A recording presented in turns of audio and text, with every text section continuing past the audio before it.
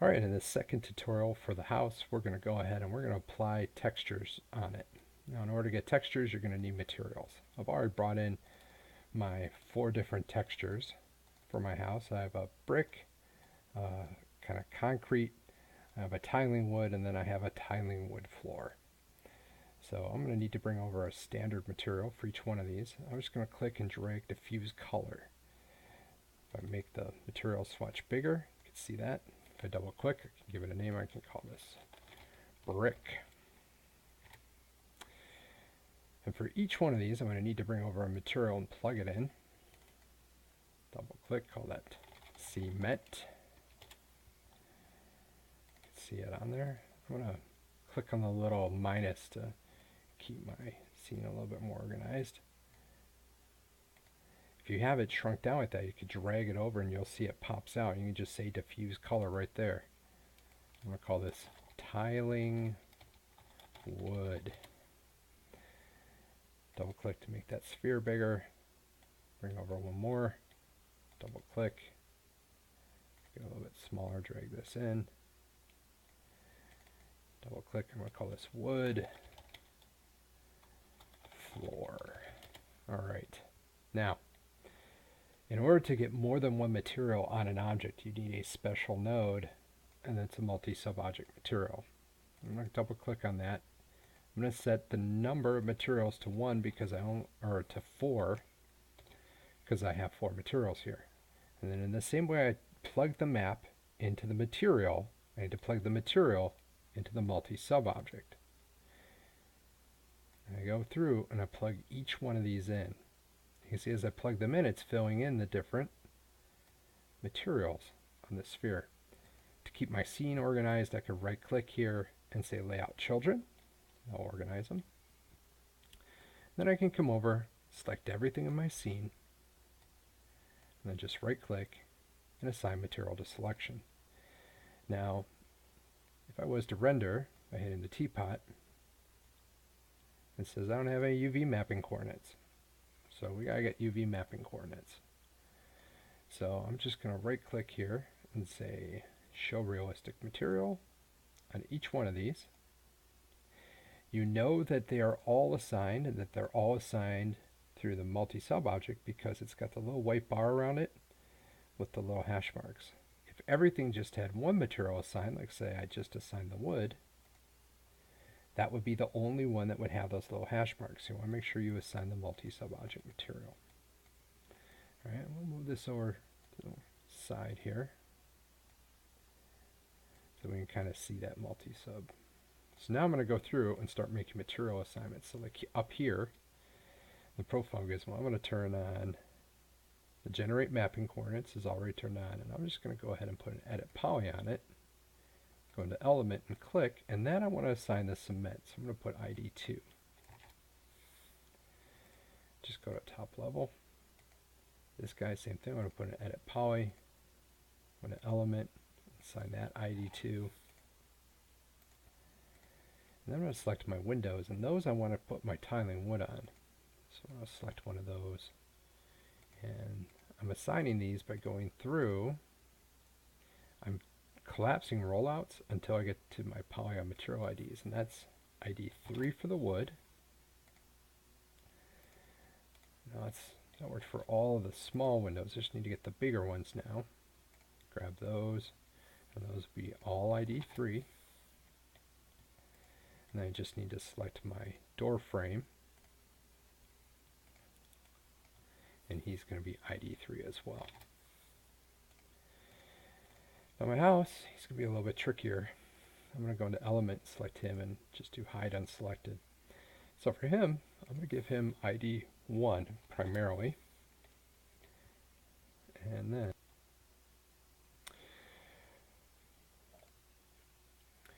so now I've assigned everything ID 1. So I'm going to do Alt W and go out here to my viewport. I'm going to come in, and by polygon I'm going to select out here, and I just want to get the foundation of my building here.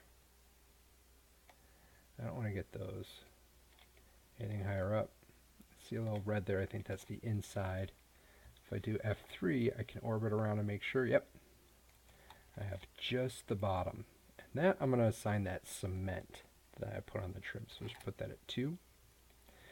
And then here on the inside of the house, I'm going to go ahead, I'm going to turn on ignore backface. When I hold control, I'm just going to select the floor of the house here. So I want that to have a nice hardwood floor. Alright, I got all those polygons selected. I'm just going to come in here and I'm going to assign that ID 4. The roof of the house, let's go ahead.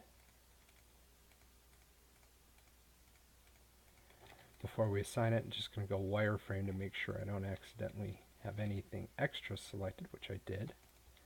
And this I'm going to go ahead, I'm going to assign that the cement as well. Okay. Now in order to get a base set of UVs on this house, we're going to start off with a UVW map. I'm going to set that to box, and then I'm going to square off the values on it. I'm just going to do 1024 by 1024 by 1024. So that's really big. That's probably a lot bigger than what we want. So actually I'm going to go ahead and just hit fit on the box. And I'm going to instead, let's do 256 by 256 by 256. And that actually looks a lot better. One thing I will do maybe is I'm going to go into the sub-object of the gizmo here. There he is. There's my little house, my UV gizmo. If I move that, I can adjust where these sit. And I'm just going to adjust it so the bottom of the bricks are sitting right above the foundation there. There we go. And now I want to make that permanent, so I'm going to right click and say convert to edit poly. That works great for the house. You can tell looking up here at the top that I did not use the best cement texture because it tiles really bad. But for the purposes of this demo, it's fine. My wood is tiling on the inside. I got my trim off to a good start. So I'm going to unhide all. Let's select one of these windows. I'm going to hide unselected and zoom in on them. Alright, so he needs UV, so let's put a UVW map on him, and we're going to box it again. And then we're just going to do 128 by 128 by 128. Alright, that was probably too small. Let's just do 256 by 256 by 256. And I think that works. That looks like a wood grain. We could maybe even go into the gizmo here and just scale it. That's probably good. All right, I'm going to right click and say collapse 2. Now the reason I do collapse 2 instead of right click and saying convert to edit poly is I want this to stay an instance. So this is going to say, it's just warning me I'm going to lose it, and I say yes, that's all right. I want this to stay an instance because all the UV work I'm going to do, I want to make sure that it still is maintained on all my other assets. All right, so now I've done that. I'm going to go into Unwrap UVW and open the UV editor. So if I come down and I select my wood panel, we see there's the wood grain. Now what we want to do on our model, let's turn off the map seams. I'm going to zoom in. We want our wood grain to travel in the direction that it would on a piece of architecture like this. So anything that is going left, right, we want to select. So we're going to go into Polygon, and we're going to click and drag, and we're going to region select everything that is going left, right. I think we got all of it. So let's hit break over here under explode. I'm going to just right click to turn it. So it looks like we missed just a couple here. So select those guys, and we're going to break and rotate them. Now let's take a look. In order to, I'm just going to say collapse 2 and say yes.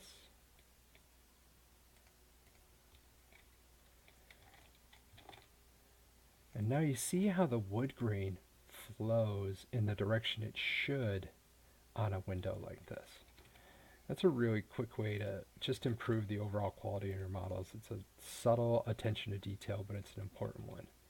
And because I did that, I made sure I retained it as an instance, that change was propagated out. So we'll just come over to this piece now, We'll do the same thing. We'll put a UVW map on it. We'll set it to box. And let's just put it to like 320. Hide unselected. Alright, that's not too bad. So we'll just say collapse 2. And now we're just going to say yes. And now we'll put an unwrap on. Open the UV editor. And once again, anything that's going left, right, we want to select. So I'm going to go into Polygon. I'm going to region select here. Break. And rotate. I got a couple more spots right here on the side where we can break it and rotate it. There we go.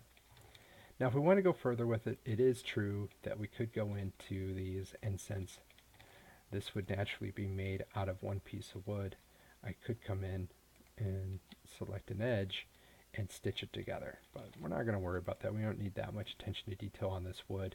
It's a busy enough texture that you don't necessarily need to see the grain perfectly fitting in everywhere. Alright, let's unhide all. So we're making really good time on our UV mapping. We got one last one to do, so you're really getting a good understanding of how this process works. We're just going to go box 320, 320, 320. Right click and say collapse 2. And then put on an Unwrap UVW. Open the UV editor. And then anything that's going horizontally, we want to select. And so we'll just come in and select all those right here. And we'll break it and rotate it 90 degrees. And there we go. We'll just say collapse 2. Yes. Alright, the last thing is just our trim. The trim does have a basic set of UVs on it. What it could use though is a little bit of adjustment. So I'm going to adjust my lighting here. I'm just going to switch to shaded. Really all I need to do is just tile it more. So I'm going to put on UVW xform, and that's going to allow me to adjust my tiling right here in a modifier instead of opening up Unwrap UVW. I can close the material editor. Okay, let's change this to 6. I'll say 8. You can see what I'm doing there by changing that. I'm just adjusting the tiling frequency of how much that's tiled. And I can actually copy a modifier, select another mesh, and then paste a modifier on. There you go. Now you have it. We now have a very simple house with some very basic UVs on it. Alright, so that's the basic process of going through and with tiling textures starting to UV unwrap a house.